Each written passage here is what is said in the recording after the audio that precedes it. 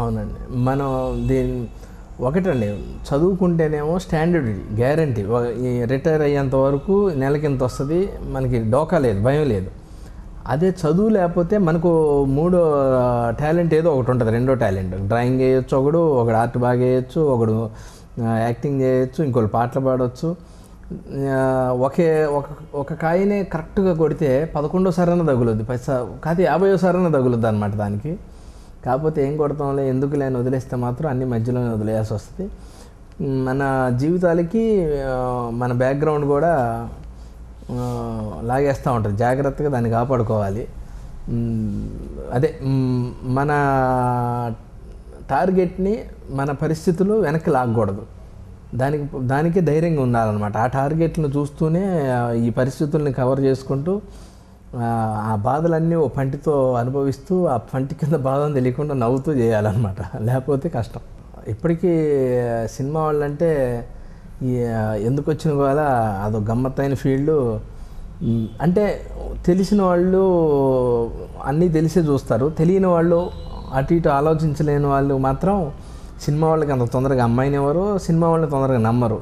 ఏమైనా మీరు సినిమా వాళ్ళు బాస్ అంటూ ఉంటారు. అందుకే మా జాతీయ గీతం ఉంది కదా, కృష్ణానగరే పాటలో కూడా ఉంటుంది, మీకు అన్ని అవసరాలు కానీ సినిమా వాళ్ళని మాత్రం నమ్మరని. నాకు కూడా ఫస్ట్లో సంబంధాలు ఒక 2-3 సంబంధాలు చూశారు. అప్పటికి సినిమా వాళ్ళని డ్రాప్ అయిన ఇటు కూడా ఉన్నాయి, కానీ అదే చెప్పే కదా మన లైఫ్ మన చేతుల్లో ఉండదని. ఆఖరికి మా అక్క కూతురునిచ్చి నాకు పెళ్లి చేశారు. అంటే బయట సంబంధం కాదండి, పరిస్థితుల ప్రభావం వల్ల. నా మంచి మ్యాచెస్ వచ్చాయి. ఫైనల్ చేద్దాం అనుకున్న టైంలో మా సిస్టర్ వచ్చి ఒక వేణ ట్యాం అని వాయించగానే మా ఇంట్లో వాళ్ళందరూ ట్యాం అన్నారు. నాకు ఇష్టం లేకపోయినా నేను చేసుకున్నా, కానీ ఇప్పుడు చాలా సుఖంగా ఉంది నాకు. ఎందుకంటే అమ్మమ్మ మనవరాలు వాళ్ళిద్దరు, నాకు తన కోళ్ళు అవుతుంది, వైఫ్ అవుతుంది. ఇంటికి రాగానే మీ అమ్మ ఇది, మీ అమ్మ అది అని అనరు. మా అమ్మ ఏమో మీ బెళ్ళం ఇది అది అనరు. వాళ్ళిద్దరు హ్యాపీ, అసలు వాళ్ళు సరదాగా ఉంటారు. నాకు ఓ పక్కన బాధ కూడా లేదనమాట. నా జుట్టు చూస్తేనే అర్థం అవుతుంది నాకు అలాంటి ప్రాబ్లమ్స్ లేవని. ఇంట్లో చూశారు కదా, గిట్టి కాదు. ఎందుకంటే ఇలాంటివన్నీ ఉంటే లేనిపోయిన టెన్షన్స్ వస్తూ ఉంటాయి. అలాంటివి లేకుండా హ్యాపీగా ఒక రంగా నా ఫ్యామిలీ మెంబర్స్ కూడా నా అభివృద్ధికి కారణం. డార్లింగ్ సినిమాలో ప్రభాస్ హీరోయిన్ చూసి బాధపడతా ఉంటాడు. అది డైరెక్టర్ తాటే, కాదే ఎలా తెద్దాం అనుకున్నప్పుడు దాన్ని స్టాప్ లాక్ చేసాం. షర్ట్ లేపి సిగరెట్ వెళ్ళించుకొని, నీ కడుపు మంట నాకు అర్థమైందిరా, ఏం పర్లేదు, అప్పిగాడికి పుట్టేవాడు అప్పిగాడిలా ఉంటాడు కానీ హృతిక్ రోషన్లా ఉండడు, నీ అంత అందంగా ఏమి ఉండడు అని చూస్తే వాడు ఇంకా బాగుంటాడు, కండలు తిరిగి వస్తాడు హీరో.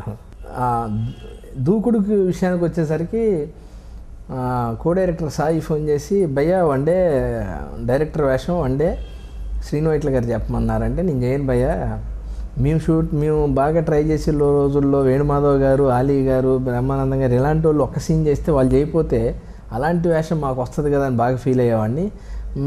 అలా ఫీల్ అయ్యా అంటే ఇప్పుడు నేను ఆ రేంజ్ కాకపోయినా కానీ అది నేను చేయకపోవటం వల్ల మన ధనరాజుకో వేణు లేకపోతే ఎవరో ఒకరికి పడుద్ది కదా. నేను అన్ని మంచి వేషాలు చేసిన శ్రీను వైట్ల గారి దగ్గర ఇది చేయాలని ఆతృత ఏం లేదు, నేను చేయనంటే దాని తర్వాత శ్రీను వైట్ల గారు ఫోన్ చేశారు. నెంబర్ 1 శ్రీనివాస్ రెడ్డి, దీంట్లో బ్రహ్మానందం గారిని కొట్టి తిట్టే అంత కెపాసిటీ ఉండాలి, ఆ స్టేటస్ ఉండాలి, దానికోసం నేను పెట్టుకున్నాను. నెంబర్ 2 వచ్చి నా సినిమాలో నువ్వు నా సెంటిమెంట్, నా సినిమాలో నువ్వు ఉండాలి, నా సెంటిమెంట్ అది, బయలుదేరి అన్నారు. అరవకుండా వెళ్ళి ఆ సీన్ చేశాను, చాలా బాగా పేలింది. బ్రహ్మానందం గారు కూడా అదేరా నువ్వు చేయటం వల్ల ఇంత బాగా పేలింది, టపా పేలింది మంచి సీన్ అని చెప్పి అన్నారు. యాక్చువల్గా నా వల్లే ఎలివేట్ అయిందంటే నమ్మనండి, కొంచెం కథనం కూడా ఉంటుంది సినిమాలో. కథ మంచి కథ, ఆ మంచి కథలో నాది ఒక వేలు అనమాట. అంటే అన్ని వేలు ఎలా ముఖ్యమో నా క్యారెక్టర్ కూడా. యాక్చువల్గా ఇంత మంచి వేషం రావడానికి కారణం బుజ్జినే. నాకు యువత సినిమాలో బుజ్జి అంటే పరశురామ్ గారు, యువత సినిమాలో ఒక క్యారెక్టర్ కానిస్టేబుల్ క్యారెక్టర్ ఇచ్చారు. భయ్య కానిస్టేబుల్ క్యారెక్టర్ అంటే ఇలా ఉంటుంది, ఇది దీంట్లో క్లైమాక్స్లో జేపీ గారు నీకు ట్రాక్, ఆయన మొదటి నుంచి నేను ఇబ్బంది పడతా ఉంటాడు, ఈ కడుపు మంతంతా నువ్వు లాస్ట్లో బొమ్మరిల్ ట్రాక్ మొత్తం మీరే చేశారు సార్, ఇప్పటివరకు నేను తెచ్చిన క్యారేజీలకి నేను ఉతికిన బట్టలకి తెలుస్తారు అవంటే నాకు ఇష్టం లేదని ఈ క్లైమాక్స్ సీక్వెన్స్ అంతా ప్రైయారిటీలో ఉంటుంది అన్నమాట.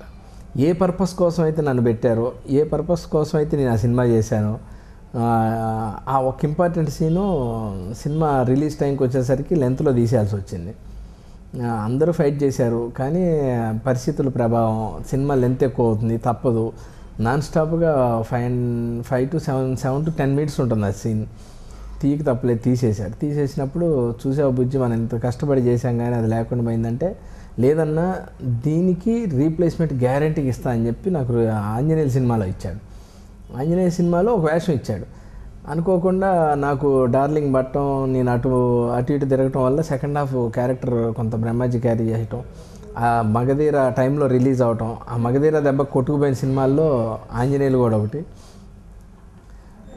దాని తర్వాత ఇప్పుడు రాసిన ఈ సోలోలో మంచి వేషం, బయలుదేరి భయ్యా అన్నాడు.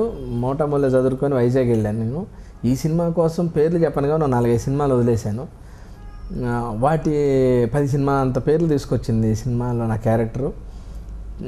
చాలా బాగుంది, చాలా ఎంజాయ్ చేస్తూ ఎక్కడికక్కడ ఇంప్రవేషన్లు చేస్తూ అవకాశం దొరికితే వదలకుండా ప్రతి సీన్లో డెవలప్ చేసుకుంటూ, డబ్బింగ్లో కూడా డెవలప్ చేసుకుంటూ సినిమా చేసాం. ఆడియన్స్ మధ్యలో కొన్ని డబ్బింగ్ చెప్పకుండా వదిలేద్దాం భయ్య, ఆడియన్స్కి అర్థం అవుద్ది అని కొన్ని మేము అనుకొని వదిలేయటం, వాటికి కూడా ఆడియన్స్ నవ్వటం. ప్రకాష్ రాజ్ గారు వాళ్ళు తాంబూలాలు మార్చుకుంటున్నప్పుడు నేను తుమ్మటం, వాళ్ళందరూ వెనక్కి తిరిగిన తర్వాత ప్రకాష్ రాజ్ గారు సీరియస్ చూస్తే అని చిన్న లిప్ ఇచ్చి వదిలేసాం డబ్బింగ్ చెప్పకుండా, ఎందుకు సెన్సార్కి అట్లా అవ్వకూడదని.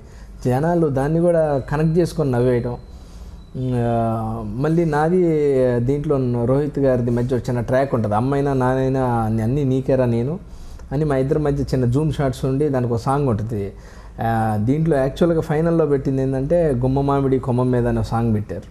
ఫస్ట్ వేరే సాంగ్ అనుకొని దానికి మళ్ళీ ఏ సాంగ్ ఉంటుందని ఎతికి, ఎందుకంటే జాబ్ సాటిస్ఫాక్షన్ అనమాట. దీనికి ఎంత వర్క్ చేస్తే అంత సాటిస్ఫాక్షన్ ఉంది కాబట్టి ఇది ఆడియన్స్లోకి వెళ్తే సినిమా బాగుంటే ట్రాక్ భయంకరంగా పేలుద్దని ఒక ఆలోచనతో అన్ని డబ్బింగ్ వరకు కూడా లాస్ట్కి డబ్బింగ్ చెప్పింది నేనే ఈ సినిమాలో. లాస్ట్ డైలాగ్ కూడా మళ్ళీ ఇంకోసారి ఏదన్నా ఉంటే చెప్దామని లాస్ట్ వరకు కూడా ఉండి చెప్పాను. ఇంత కష్టానికి ప్రతిఫలం బాగా దొరికింది. చాలా సైట్లలో ఫస్ట్ టైం రాశారు. అంతకుముందు ఏదో శ్రీనివాస్ రెడ్డి అతను చేశాడు, ఫ్రెండ్ వేషం బాగానే చేశాడు అని రాశారు. కానీ దీంట్లో ఏంటంటే కొంచెం ఒక లైన్ ఎక్కువ రాశారు నా గురించి. అందుకే నేను వెంటనే నెట్లో కూడా ఫేస్బుక్లో చెప్పాను, నాకు ప్రింట్ మీడియా వాళ్ళకి, ఈ సైట్ వీళ్ళందరికీ, ప్రెస్ మీడియా వాళ్ళకి వీళ్ళందరికీ చాలా థ్యాంక్స్ నన్ను ప్రోత్సహిస్తున్నారని. కొంచెం అంటే అంతకుముందు ఉన్న సాటిస్ఫాక్షన్ కన్నా కొంచెం ఎక్కువ కడుపు నిండా అనమాట. మామూలు సండే రోజు తిన్నట్టు కొంచెం ఎక్కువ ఖాళీగా ఉన్నప్పుడు భోజనం నచ్చితే ఎంత తింటే తృప్తి ఉంటుందో అంత తృప్తి ఉంది ఇప్పుడు కొంచెం. అవునండి, నన్ను దాని తర్వాత ఓ 2-3 సీన్లలో పోలీస్ స్టేషన్ సీన్ వస్తే చాలు భయ్య బూస్ట్ డైలాగ్ పెడదామన్నారు. వద్దన్నా దానికే బాగుంటుంది, దీనికి బాగోదు, ఫెయిల్ అవుద్ది. మీకెందుకన్నా, మన దగ్గర విషయం లేకపోతే, మనం రాసుకునే సత్తా లేకపోతే పాతది ఆడుకోవాలి. కామెడీకి ఎప్పుడైనా సరే పంచ్ చేయాలి, లేకపోతే పంచి గుర్తు చేయాలి. ఆ పంచి మందే గుర్తు చేయకూడదండి, వేరే వాళ్ళది గుర్తు చేయాలి. ఇప్పుడు బ్రహ్మానందం గారు చేసింది ఏదైనా సరే నేను ఇక్కడ వాడే అనుకోండి, ఎవడన్నా వచ్చి చెవులేదని చెప్తే చంపేస్తాను, నేను చంపేస్తా, ఏ అప్పారావు అంటావని ఏదైనా గుర్తు చేస్తే నవ్వుతారు. అలా కాకుండా మన పంచిని మనం రిపీట్ చేస్తే మాత్రం ఆడియన్కి డైల్యూట్ అవుద్ది. ఇది క్షీణోపాత సిద్ధాంతం టైప్ అనమాట. ఒక యాపిల్ తిన్నప్పుడు ఉన్న రుచి రెండో యాపిల్ తిన్నప్పుడు ఉండదు, అంత సాటిస్ఫాక్షన్ ఉండదు. కొందరు ఏంటంటే ట్రాక్ బాగా వెళ్ళిందని చెప్పి ఆ మధ్య అలీ గారు కూడా లేడీ గెటప్లో వరుసగా చేయటం, ఆయన కూడా చాలాసార్లు నాకు వద్దన్నా కానీ నన్ను సాగుకొడుతున్నారు. లొకేషన్కి వెళ్ళిన తర్వాత అయ్యో మేము రాసుకున్నాం సార్, ఇప్పుడు మేము ఏమైపోతాం సార్ వద్దంటే, అంటే ఇప్పుడు దాన్ని మళ్ళీ రిపేర్ చేసి ఓపిక లేక సరేలే చేద్దామని నేను చాలా చేశాను శ్రీనివాస్ రెడ్డి అని మేము మాట్లాడుకున్న సందర్భాలు ఉన్నాయి. అప్పుడు వెలిగింది, ఓహో మనం ఒకదాన్ని రిపీట్ చేయకూడదు 10 సార్లు, ఒకసారి ఒకదాన్ని వదిలితే ఒకటే బాగుంటుందని చెప్పి ఇది చేసాం. రేపు ఏదైనా సినిమాలో గ్యారెంటీగా సోలో సినిమా చూసారు, దాంట్లో అడుక్కునే గెటప్ చేశా కాబట్టి ఇంకో సినిమాలో కూడా ఏదైనా గెటప్ అడుక్కునే గెటప్ ఏదైనా పెడదామంటారు, నేను అప్పుడు మార్చి ఇంకో గెటప్ చెప్తాను అనమాట. బుజ్జి పరశురామ్ గారు కథ అతనే రాసుకుంటాడు, మాటలు అతనే రాసుకుంటాడు, నిమిషాన్ని కూడా మార్చేస్తాడు. యాక్చువల్గా గెటప్ ఎందుకు అడుక్కునేవాడేమనుకున్నాం మేము నిన్ను చూసి అనేది ఒరిజినల్ డైలాగ్.